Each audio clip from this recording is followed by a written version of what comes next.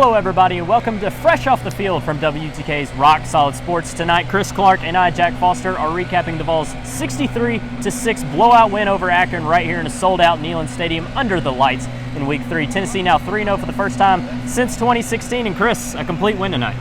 Absolutely. We saw a lot of good things from Tennessee all around.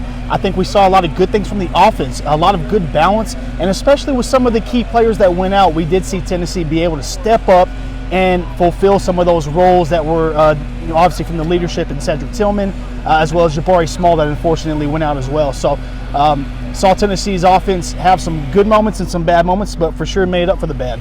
Yeah, overall pretty good night, but you do mention the injuries, and that is something that wasn't what you wanted to see from Tennessee tonight. Jabari Small exiting the game after the second play. He got the first two. His number was called on the first two plays from scrimmage, and he exits the game. Doesn't return, but Chris, he was in uniform for the rest of the night. He was on the sideline. Looks to be okay. I have more optimism for him than I do Cedric Tillman, who got hit down low on an 8-yard reception, didn't return. He was on the field grimacing for quite some time, but he told the cameras when he come out the injury tent, "I'm good."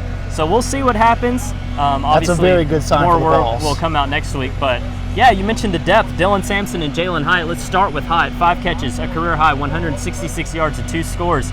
And this guy's was sensational tonight. Well, this guy came out with a mindset that he was just going to do some damage, apparently, because through 3 games, he now has more stats than he compiled all of last year. Right. And this guy is absolutely showing what he can do.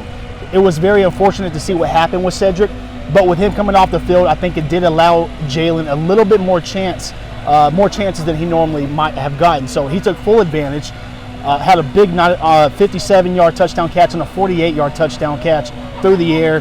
The two big Hendon Hooker touchdown passes right before the half. Yeah, it was truly big play Jalen tonight. I mean, he took the slant route to the house, showing off incredible speed, and then the other one he was wide open. But arguably the best Jalen Hyatt play and the best play from Hendon Hooker tonight was that catch on the sideline right here over the shoulder.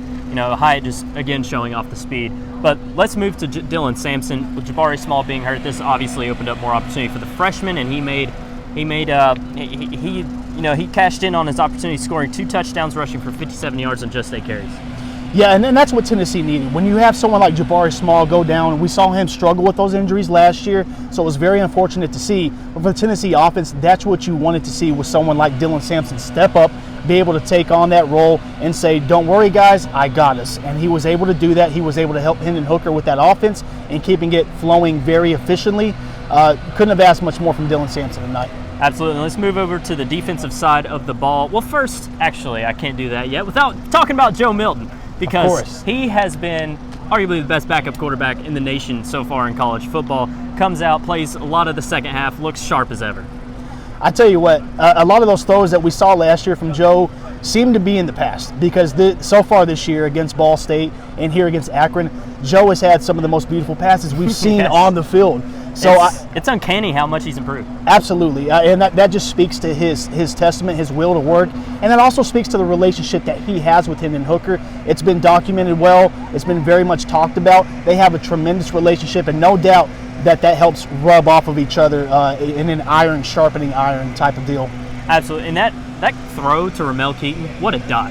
I mean, just Joe Milton's zip. If he can combine that with the accuracy, which he has this season, watch out, because he is just making some plays left and right for Tennessee when he has the opportunity, of course, against Ball State and Akron. Let's talk about the defense. Akron had a couple of drives where they had some success moving against Tennessee's defense, but Tennessee's defense got the stop. And the one I want to point out the most is Jeremy Banks and Byron Young forcing that fumble that was resulted in a touchback. I think that was the biggest moment of the game for the defense, because we saw Akron finally having a very efficient drive of the game. They had one earlier when they missed the field goal, right, but this was probably their best. It looked like they were going to score. Absolutely. Knocking on the door, and Tennessee's defense has to hold their ground to do their best in keeping them out the end zone.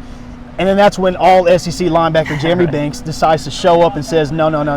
He had back-to-back plays of tremendous tackles in the backfield, that second one being the one that caused the fumble, resulting in Tennessee recovering, getting the end zone. Yeah, and the linebackers just really showed out depth-wise tonight as well. Elijah Herring getting a sack on a first down and the third down of one Akron 3-and-out. And then you had some other linebackers as well. Edge rushers, James Pierce making some plays, Josh Joseph. So this Tennessee defensive depth has really shown out this season as a whole.